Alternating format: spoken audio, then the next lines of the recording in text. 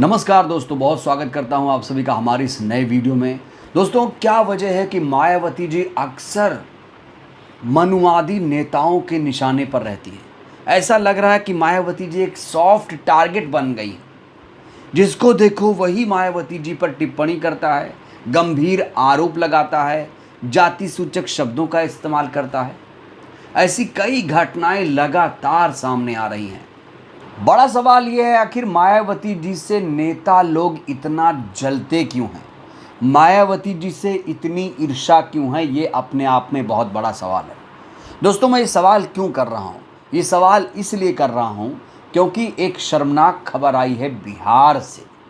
बिहार में एक नेता हैं, PK, प्रशांत किशोर। इनका पूरा नाम है प्रशांत किशोर पांडे। इनकी एक नई नवेली पार्टी है, जन सुराज पार्टी। इसके ये संस्थापक हैं। अब इन्होंने मायावती जी को लेकर जो बयान दिया है उसकी चारों तरफ निंदा हो रही है। यहाँ तक कि जो मायावती जी के समर्थक हैं वो भी इनको आईना दिखा रहे हैं। इन्होंने जिस तरीके से आरोप लगाया, अगर ये आरोप किसी दूसरी पार्टी पर लगाया गया होता तो प्रशांत किशोर पर अब तक मानहानि का मुकदमा दर्ज हो गया होता। सोशल मीडिया में इनको ट्रोल किया जाता। लेकिन बसपा में ऐसा कुछ नहीं हो रहा है। बसपा के पास अपना IT सेल नहीं है और जो लीगल टीम है वो भी उस तरह से एक्टिव नहीं दिख रही है फिलहाल। तो चलिए आपको बताते हैं आखिर प्रशांत किशोर ने कहा क्या है, क्यों उनके बयान पर मच गया है हंगामा। चलिए आपको हम पूरा बयान दिखाते हैं। सबसे पहले ये जान लीजिए कि प्रशांत किशोर ने ये कहा है कि करोड़ों रुपए लेकर टिकट देती हैं बहन कुमारी मायावती जी। पूरा बयान उनका कुछ इस तरह से है। प्रशांत किशोर ने कहा कि बसपा की विचारधारा के आधार पर यहाँ के लोग वोट देते आए हैं, लेकिन जब आपके बच्चे बीमार होते हैं या आप पर कोई संकट आता है तो ना तो मायावती जी आती हैं और ना ही उनके नेता। उन्होंने कहा कि मायावती जी करोड़ों रुपए लेकर बसपा का टिकट देती हैं। उन्होंने कहा कि करोड़ों रुपए लेकर टिकट पाने वाला नेता आपकी चिंता करेगा या मायावती जी को दिए गए पैसों की चिंता करेगा। दोस्तों, इस बयान में बहुत सारे मतलब छुपे हुए हैं। अब बड़ा सवाल यह है कि यह बयान कहाँ दिया गया। ये बहुत बड़ा सवाल है। ये बयान दिया गया बिहार के रामगढ़ में। आपको याद दिला दें कि 13 नवंबर को बिहार की 4 सीटों पर उपचुनाव होने जा रहा है।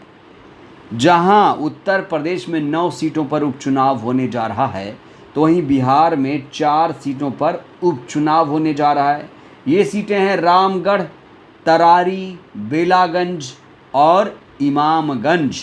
इन सीटों पर उपचुनाव होना है। और ये भाई साहब गए थे रामगढ़ क्षेत्र में प्रचार करने। और आपको बताऊं, जो रामगढ़ का समीकरण है वहाँ पर बसपा काफ़ी मजबूत है। इसलिए प्रशांत किशोर यहाँ मायावती जी को टारगेट कर रहे हैं। उनको लगता है कि मायावती जी को टारगेट करेंगे तो बसपा ये सीट नहीं निकाल पाएगी। जो बसपा को वोट मिलता है वो इनकी नई नवेली जन सुराज को मिल जाएगा। इस तरह की इन्होंने एक स्ट्रेटजी अपनाई है। लेकिन बड़ा सवाल, इतना बड़ा आरोप प्रशांत किशोर लगा कैसे सकते हैं? उनके पास कोई प्रूफ है? इतना बड़ा आरोप लगाने से पहले किसी के पास कोई सबूत होना चाहिए। नहीं तो ऐसे मामलों में कम से कम मानहानि का दावा तो किया जा सकता है। लेकिन आपको बताऊं तो अभी तक बसपा लीगल टीम की तरफ से कोई भी ऐसी बात सामने नहीं आई है।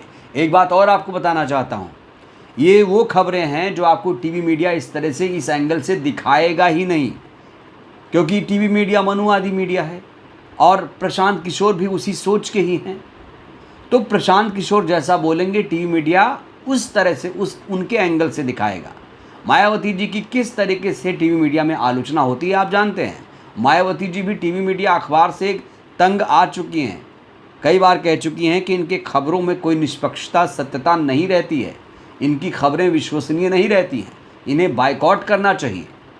लेकिन अफसोस अभी भी पूरी तरीके से गोदी मीडिया को बायकॉट नहीं किया गया है।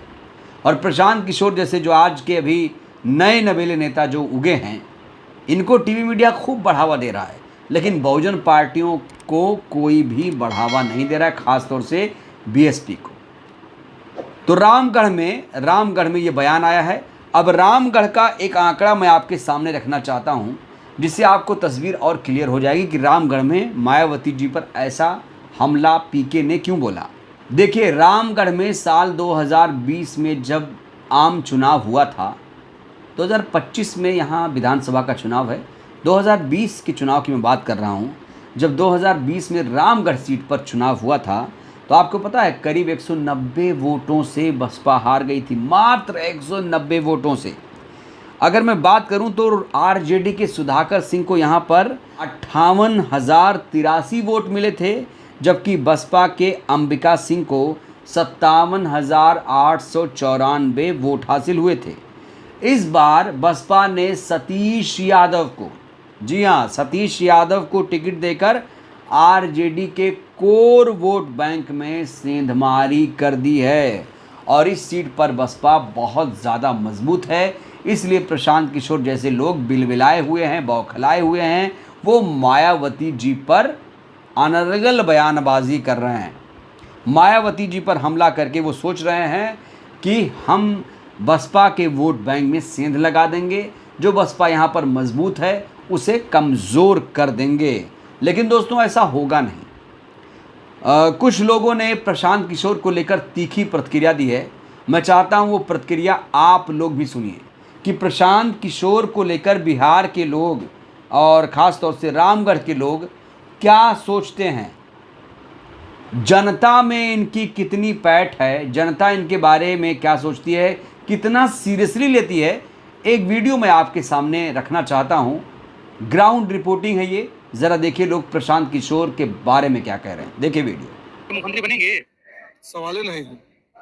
अरे वो तो कितना बड़ा बड़ा रैली कर रहे हैं। और पहले उनको कहिए कि मुखिया बने, पंचायती चुनाव में तो बड़ा सपना देखे। मीडिया वाले देख रहे हैं कितना हाईलाइट कर रहे हैं उनको। अरे मीडिया वाला तो कुछ कर देगा, आप लोग कुछ कह सकते हैं। अरे दम है तभी तो हाईलाइट हो रहा है आदमी। मीडिया वाले तो मोदी जी के आगे बैठा के कहते हैं कि मोदी मोदी मोदी, पैसा दीजिए ना, 50 करेगा मोदी मोदी मोदी, 50 करेगा, 500 आदमी आ जाएगा किशोर के नारा अरे लगेगा। वो कह रहे हैं सब बेईमान है, खाली हम ईमानदार हैं। सबसे बड़का बेईमान तो यही है कि सब पार्टी में जाते हैं पैसा लगे। बताइए, खाद को पार्टी छोड़े हैं, जिस पार्टी में रहे उस पार्टी को चोर कर रहे हैं। वो कह रहे हैं हम आएंगे तो बदलाव लाएंगे, बिहार बदल देंगे। वो कब बदलाव लाएंगे जब अपने उनके में बदलाव नहीं है?